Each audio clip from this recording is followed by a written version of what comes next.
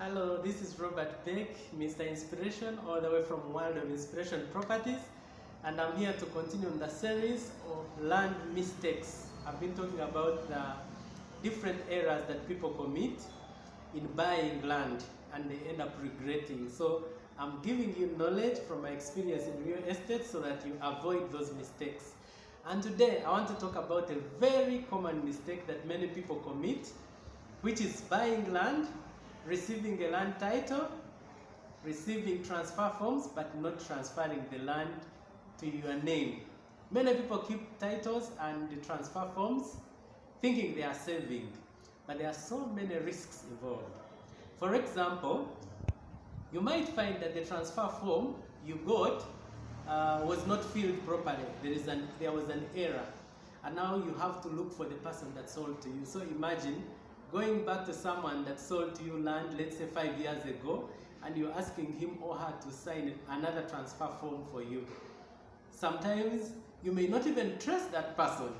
The person might migrate and change the phone number. The person might die and you remain stuck. The process of being able to transfer that land to your name when the person who sold to you died, it can be very difficult. And even when you meet that person, the person may ask you for money actually. And then there is also another risk. You can lose the transfer form. If you lose the transfer form, again, looking for the person becomes a big challenge. And of course, the other important thing is that if anything happens to that land legally, it's still, the Ministry of Lands knows that it is belonging to the other person that is on the title. So there can be, let's say the person on the title may be an unscrupulous person, gets to know that you did not transfer, and maybe goes back to lands and says, my title got lost. And they give the person another copy and the person sells it. By the time you trace that person, it becomes a big issue. Also, notice that if anything gets lost along the way, for example, something gets lost in the file, before you transfer and you go to transfer, you'll be charged money. You'll find you're the one to meet the cost of trying to replace what was not there. Yet somebody else sold to you. You should have been the one to meet the cost, but because you did not transfer and kept the transfer form, it means you'll end up meeting a cost that you are not supposed to meet.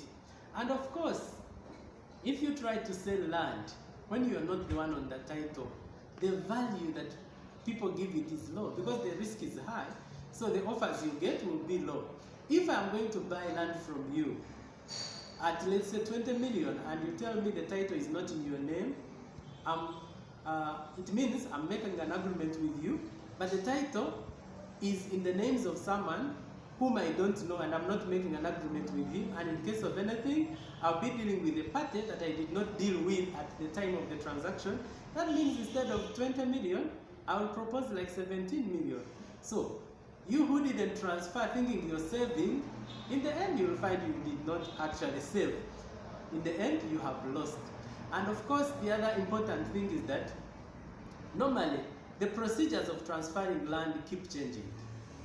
For example, recently a national ID was added as a requirement for transferring land. So that means if somebody bought land, let's say 6 years ago, and you did not transfer, you have transfer forms, it means if you did not get the national ID from the person that sold to you, now you cannot transfer the land.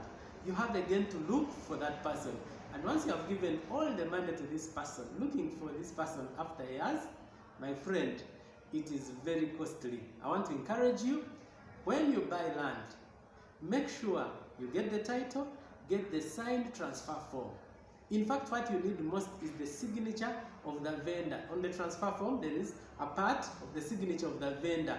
Once he has signed, the rest, the person who helps you transfer and fill in that information, because it is on the title and on the national IDs. You also need to get a copy of the national ID from the seller and also a passport photo from the seller. That is what will enable you to transfer. And if you are in Wakiso, specifically under Chadondo, land office, Chadodo requires that the person who sold to you comes to the office, or at least makes a video confirming that he has sold to you. He or she is authorizing that land to be transferred to you, and he or she should also display the original national ID in that video. Thank you so much. I will continue sharing with you these insights on in real estate, but also in other areas, especially business, career and investment, which is my field. I keep posting these short videos on my YouTube channel, Mr. Inspiration. Please subscribe to the channel, and also on Facebook, on my page, Mr. Inspiration. Our Facebook page for the properties is World of Inspiration Properties. You can visit it. You'll be able to see the land, houses that are on sale, and if you're also selling, please, you'll see how to approach us. God bless you.